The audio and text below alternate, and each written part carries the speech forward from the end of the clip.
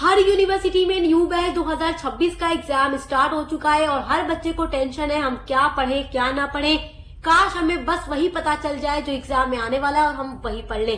तो उन बच्चों के लिए आज का ये वीडियो बहुत इम्पोर्टेंट है जिन्होंने अभी तक कुछ भी नहीं पढ़ा है, क्योंकि हम लेकर आ गए हैं आपके हर एक सब्जेक्ट के लिए एग्जाम स्पेशलाइजेशन। बस इतना पढ़ लो, इससे बाहर कुछ नहीं आएगा। आप लोग फर्स्ट टाइम बीए का एग्जाम देने वाले हो। आपका पेपर है सोशियोलॉजी, जिसमें आपके पेपर का नाम है समाजशास्त्र की बुनियादी अवधारणाओं का परिचय। बीए फर्स्ट सेमेस्टर में सोशियोलॉजी यही है। तो आपने कुछ नहीं पढ़ा तो आज मैं आप लोगों को 12 लॉन्ग क्वेश्चन बताने वाली हूँ, जहां से हर यूनिवर्सिटी में हर साल क्वेश्चन आता है। 3-4 सालों के पेपर को देखकर ये क्वेश्चन आपके लिए हमने तैयार किया है। तो कुछ नहीं पढ़ा, बस इतना पढ़ लो, क्योंकि 100% गारंटी है कि तीनों सेक्शन में आपके एग्जाम में यही से क्वेश्चन आने वाला है।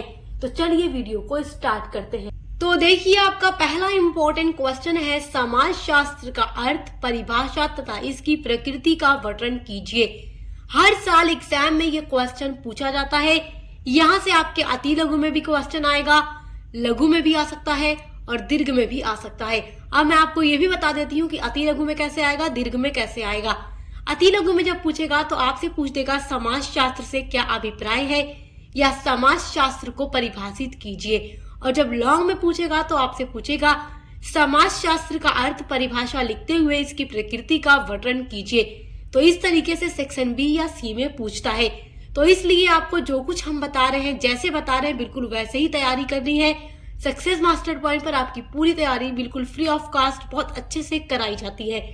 आपका दूसरा वेरी इंपॉर्टेंट क्वेश्चन है समाजशास्त्र का इतिहास व मनोविज्ञान के साथ संबंध तथा अंतर की विवेचना कीजिए। ये क्वेश्चन भी आपके एग्जाम के लिए बहुत इंपॉर्टेंट है।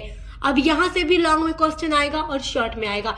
अब ये भी सुन लीजिए कि लॉन्ग में कैसे आएगा, शॉर्ट में कैसे आएगा। जब ये क्वेश्चन अति लघु में पूछेगा तो आपसे पूछ देगा समाजशास्त्र का इतिहास के साथ संबंध बताइए या केवल अंतर बताइए, या मनोविज्ञान के साथ संबंध या अंतर बताइए। तो आपको 50 शब्दों में लिखना होगा।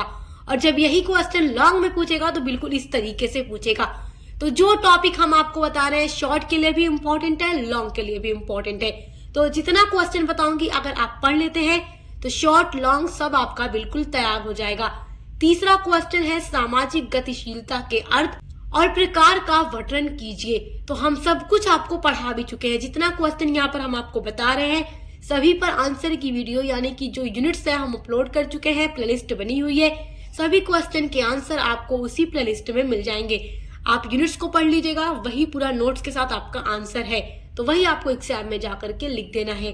आपका चौथा इंपॉर्टेंट क्वेश्चन है नातेदारी से आप क्या समझते हैं, नातेदारी के प्रकारों की विवेचना कीजिए। अब ये क्वेश्चन कभी कभी एग्जाम में ऐसे पूछ देता है रिश्तेदारी से आप क्या समझते हैं, रिश्तेदारी का वर्णन कीजिए। तो कुछ बच्चे कंफ्यूज हो जाएंगे। देखो, नातेदारी या रिश्तेदारी बात एक ही है। नातेदारी या रिश्तेदारी आप अच्छे से जानते हैं क्या होता है, और आप ये भी जानते हैं कि ये 2 प्रकार का होता है, एक खून का रिश्ता और एक शादी के बाद जो रिश्ता बनता है। तो रक्त संबंधी नातेदारी और विवाह संबंधी नातेदारी। तो सब कुछ हम आपको डिटेल में पढ़ा चुके हैं। अब देखिए, 5वां इंपॉर्टेंट क्वेश्चन है सातवीकरण का अर्थ लिखिए। सातवीकरण की मुख्य विशेषताओं का वर्णन कीजिए। तो ये क्वेश्चन भी आपके लॉन्ग और शॉर्ट दोनों के लिए इम्पोर्टेंट है। आपका छठा इंपॉर्टेंट क्वेश्चन है परिस्थिति तथा भूमिका का अर्थ लिखिए।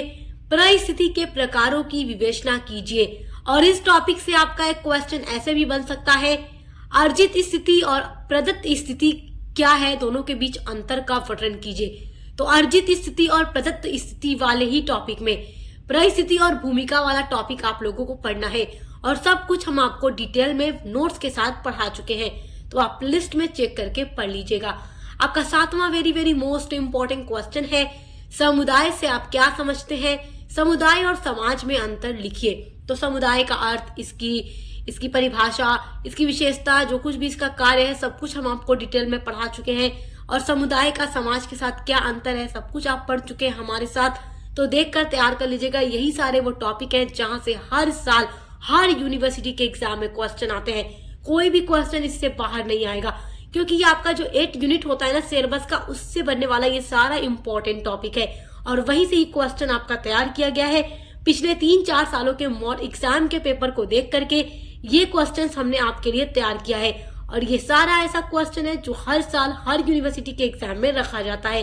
तो यही टॉपिक केवल आपको पढ़ करके जाना है। अभी तक अगर आपने कुछ नहीं पढ़ा है तो बस इतना ही पढ़ लीजिए। अब देखिए आपका 8वां इंपॉर्टेंट क्वेश्चन है, संघर्ष का अर्थ एवं परिभाषा दीजिए, संघर्ष की प्रकृति को स्पष्ट कीजिए। तो संघर्ष क्या होता है? जो स्ट्रगल हम सोसाइटी में रह करके करते हैं अपने गोल को अचीव करने के लिए, उसी संघर्ष की बात हो रही है। तो संघर्ष का अर्थ, परिभाषा, इसकी प्रकृति सब हम आपको पढ़ा चुके हैं। देखकर अच्छे से पढ़ लीजिए, तैयार कर लीजिए। एग्जाम में ये हर साल क्वेश्चन पूछा जाता है। अब देखिए आपका अगला इंपॉर्टेंट क्वेश्चन है, संस्था को परिभाषित कीजिए एवं उसके कार्यों की विवेचना कीजिए। तो संस्था के बारे में भी और उसके कार्यों के बारे में हम सब कुछ आपको पढ़ा चुके हैं। आपका 10वां इंपॉर्टेंट क्वेश्चन है, परिवार से क्या तात्पर्य है, परिवार की विशेषताओं का वर्णन कीजिए। This is very very important question.